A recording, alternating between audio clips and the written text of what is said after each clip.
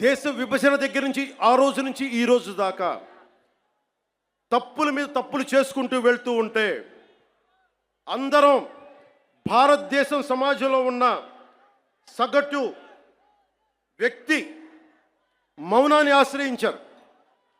వాళ్ళు రాజకీయ నాయకులు కావచ్చు, ఉన్నత స్థానాల్లో కూర్చున్న ఉన్నవారు కావచ్చు, పెద్ద పెద్ద ప్రసార మాధ్యమాల్లో ఉన్నవారు కావచ్చు,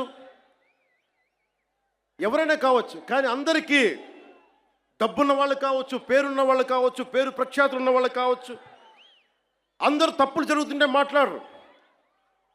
మిగతా మతాల మీద దాడి జరిగితే అందరూ మాట్లాడతారు.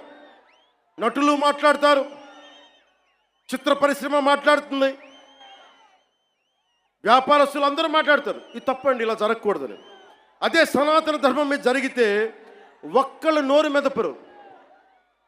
If there is an attack on Sanatana Dharma, this so-called big wigs of in every way, every area, in every domain, they want to be politically right.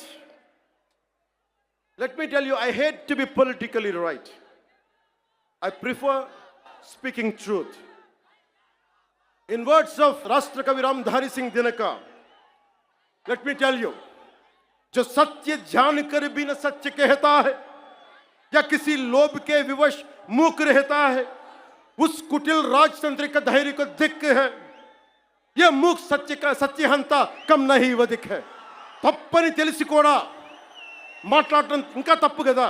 The hottest places in hell are reserved for those who in times of great moral crisis maintain their neutrality.